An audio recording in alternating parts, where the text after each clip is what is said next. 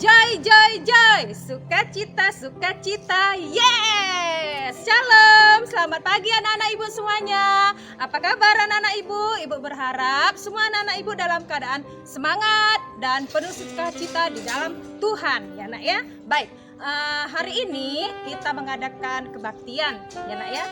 Seperti biasa kebaktian kita sekali seminggu, ya kebaktian sekolah kita. Nah, ibu juga pastikan semua anak-anak ibu sudah sarapan, sudah mandi. Agar apa? Agar kamu nanti melihat video ini, ya melihat kebaktian kita ini, anak-anak penuh dengan sukacita. Baik, kita angkat lagu pujian kita bernyanyi Rukun Cinta.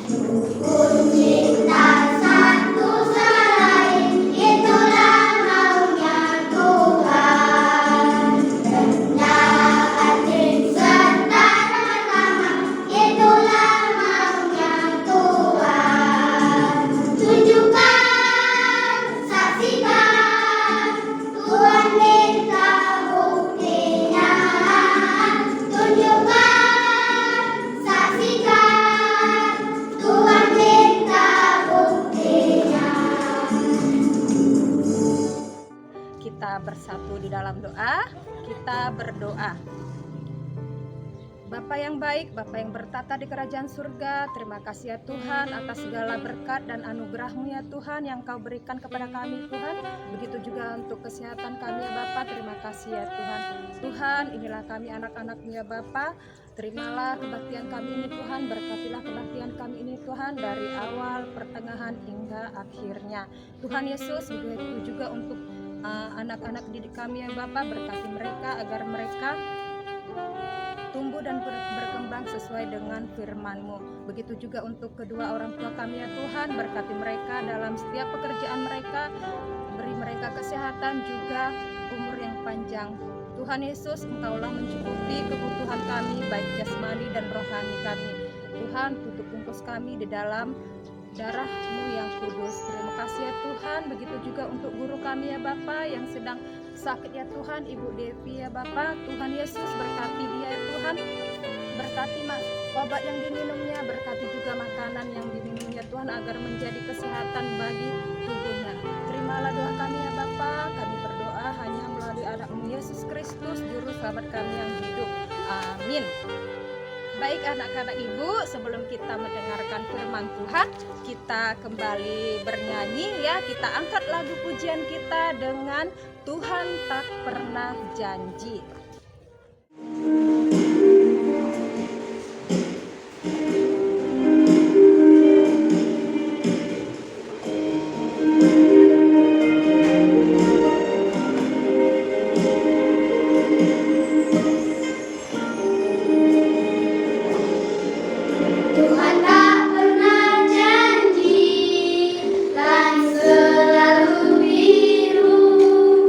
Tetapi Dia berjanji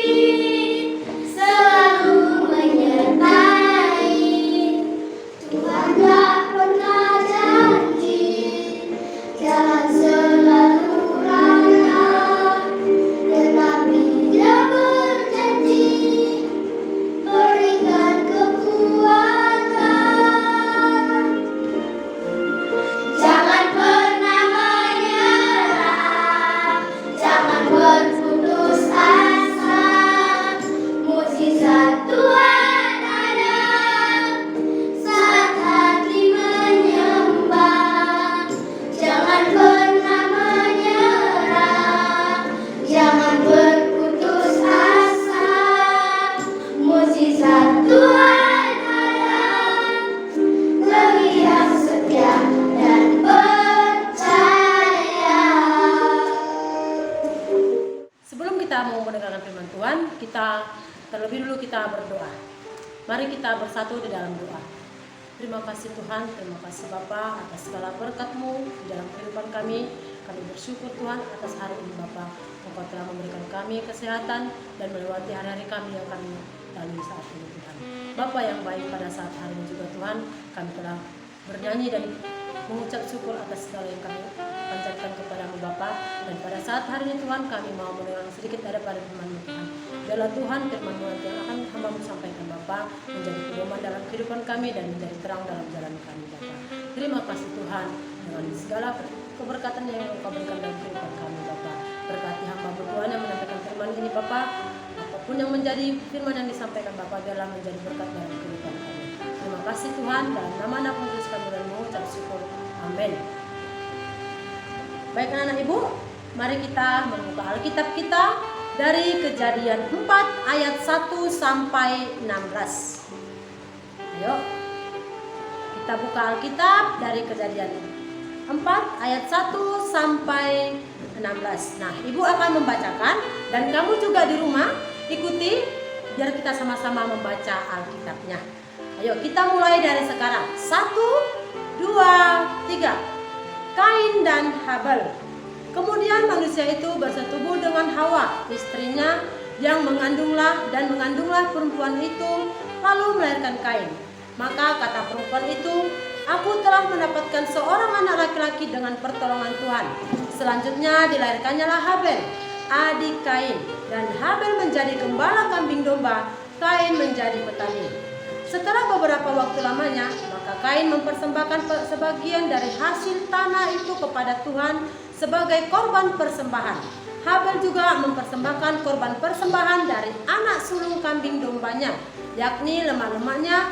Maka Tuhan mengindahkan Habel dan korban persembahannya itu. Tetapi Kain dan korban persembahannya tidak diindahkannya. Lalu hati Kain menjadi sangat panas dan mukanya muram. Firman Tuhan kepada Kain, mengapa hatimu panas dan mukamu muram? Apakah mukamu tidak akan berseri jika engkau berbuat baik? Tetapi jika engkau tidak berbuat baik, dosa sudah mengintip di depan pintu. Ia sudah menggoda engkau, tetapi engkau harus berkuasa atasnya. Kata Kain kepada Habel, adiknya, marilah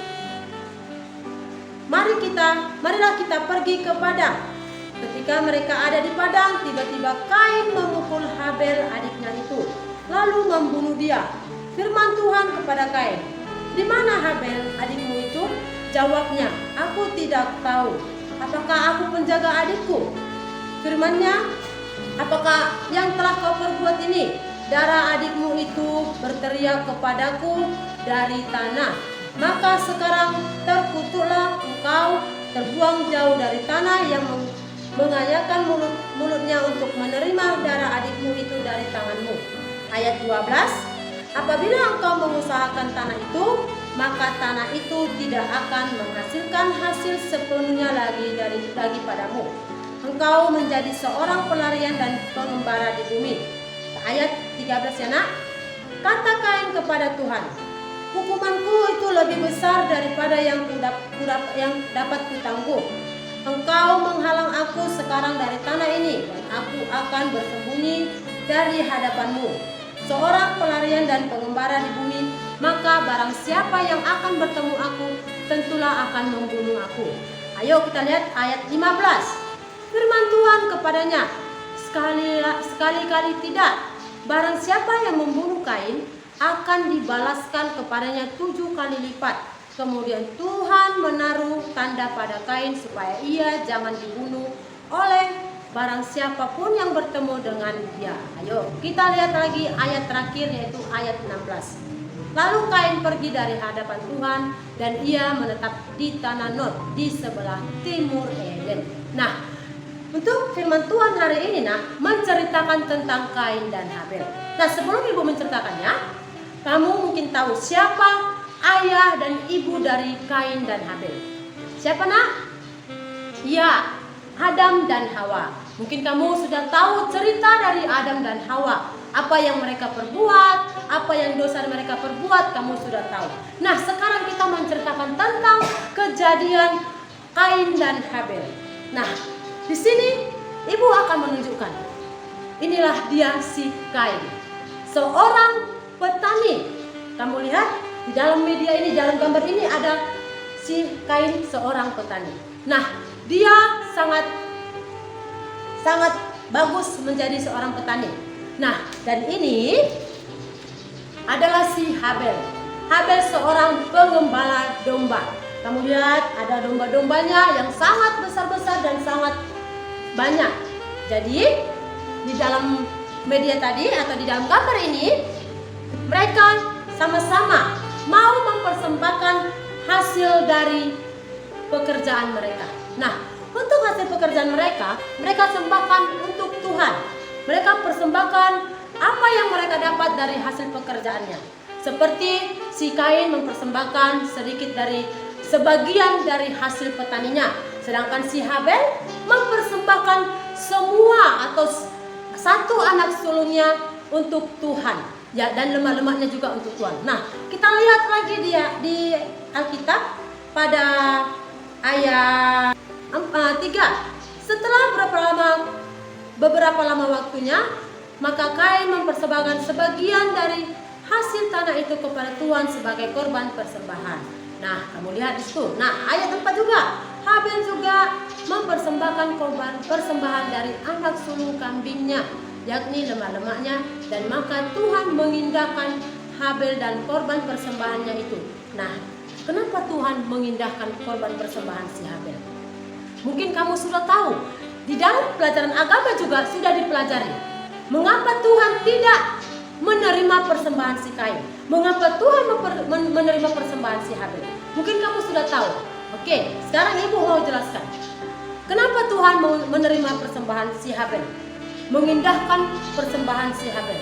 Karena Habel mempersembahkan persembahannya dengan tulus, dengan ikhlas, dan dengan seluruh hasil dari pengembara dombanya. Contohnya seperti dia mempersembahkan kambing dombanya yang anak sulungnya, dan semua apa yang menjadi lebih besar dari hasil persembahan kambing domba si Habel dia persembahkan. Tapi kalau si Kain tidak, dia hanya mempersembahkan sebagian dari hasil tanah petaninya. Makanya Tuhan mengindahkan apa yang menjadi hasil persembahan si Habel. Nah, kita lihat di dalam gambar ini. Inilah dia yang dipersembahkan dengan Kain dan Habel kepada Tuhan. Kamu bisa lihat, nak, dari gambar ini kita bisa melihat apa yang dipersembahkan Kain dan Habel. Kita lihat juga begitu banyak yang dipersembahkan, tetapi dipersembahkan si Kain, tetapi setengah dari bagian yang dipersembahkannya. Tetapi si Habel, dia mempersembahkan anak sulung dombanya. Nah, mungkin kamu sudah mengerti, dari sini pun kamu sudah tahu kenapa Tuhan tidak menerima persembahan si Kain. Nah, Tuhan telah dikasihi Tuhan mengindahkan persembahan si Habel. Ternyata si Kain marah, dia hatinya panas. Kenapa panas? Ya, karena dia iri akan persembahan yang diberi si Habel kepada Tuhan sampai Tuhan mengindahkan persembahannya. Kenapa dia iri? Iya, Bu, karena dia melihat si Habel diterima persembahan si Habel diterima oleh Tuhan. Nah, kita lihat lagi, nak, di dalam Alkitab. Tiba-tiba si Kain mengajak adiknya ke padang. Nah, untuk apa mereka ke padang? Disitulah kesempatan si Kain untuk membunuh adiknya, karena dia sudah merasa panas hatinya, merasa iri akan persembahannya tidak diterima. Dia mau membunuh adiknya. Dia ajak adiknya pergi ke padang, dan sampai di padang dia membunuh adiknya. Nah, seperti contoh atau seperti di dalam gambar ini, inilah mereka di dalam padang. Nah, apa yang terjadi dalam gambar ini? Ya, si Kain memukul adiknya sampai meninggal. Sampai adiknya tidak bernapas, Kain memukul. Setelah adiknya meninggal, si Kain pergi dari padang tersebut. Tetapi Tuhan tahu apa yang terjadi kepada adiknya si Habel.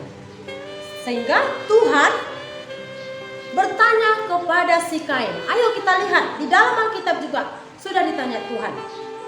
Apa tanya Tuhan? Apa yang ditanyakan Tuhan kepada si Kain? Pada ayat 9. Firman Tuhan kepada Kain, "Di mana Habel adikmu?" Jawabnya, "Aku tidak tahu. Apakah aku penjaga adikku?" Itu kata si Kain. Lalu firman Tuhan berkata di ayat 10, firman-Nya, "Apa yang telah kau perbuat ini? Darah adikmu ini itu berteriak kepadaku dari tanah." Nah, kenapa? Kenapa Tuhan tahu si Habel meninggal, si Kain membunuh adiknya, memukul adiknya sampai mati? Kenapa Tuhan tahu? Tuhan tahu apa yang diperbuat. Apa yang kita perbuat di dunia ini, Tuhan tahu. Contoh, kamu mencuri, kamu membunuh, kamu mengambil duit mama kamu, itu pun Tuhan tahu. Tuhan tidak tidur di atas sana. Dia tahu apa yang kita lakukan di dunia ini. Itu makanya kita jangan suka selalu berbuat kejahatan. Nah, kita lihat lagi. Apa yang dikasih Tuhan hukuman sama siapa? Si Kain. Kita baca Alkitab kita pada ayat 11. "Maka sekarang terkutuklah engkau terbuang jauh dari tanah yang menganiayakan mulutnya untuk menerima darah adikmu itu dari tanganmu. Apabila engkau mengusahakan tanah itu, maka tanah itu tidak akan memberikan hasil sepenuhnya lagi kepadamu. Engkau menjadi seorang pelarian dan pengembara di bumi." Itulah hukum yang diberikan Tuhan kepada si Kain. Jadi Tuhan memberikan hukum yang sangat berat sama si Kain. Ternyata si Kain tidak terima. Ternyata si Kain terima, tetapi dia sangat bimbang. Kalau dia pergi, kalau Tuhan menghukum dia dengan hukuman yang sangat berat, tetapi dia takut. Kalau aku bunuh adikku, kalau aku pergi ke sana kemari, nanti orang bertemu dengan aku, pasti aku akan dibunuh. Itu pikiran si Kain. Ya, itu pasti pikirannya. Tetapi Tuhan berkata kepada dia, "Kamu tidak akan dibunuh oleh siapapun," kata Tuhan kepada si Kain. Kenapa? Kenapa tidak dibunuh? Karena Tuhan sudah memberi tanda untuk si Kain supaya manusia yang berjumpa dengan dia tidak akan dibunuh. Tetapi Tuhan sudah memberikan dia hukuman yang sangat besar kepada si Kain. Nah, untuk itu inilah dia contohnya atau gambarnya si Kain pergi ke tanah ke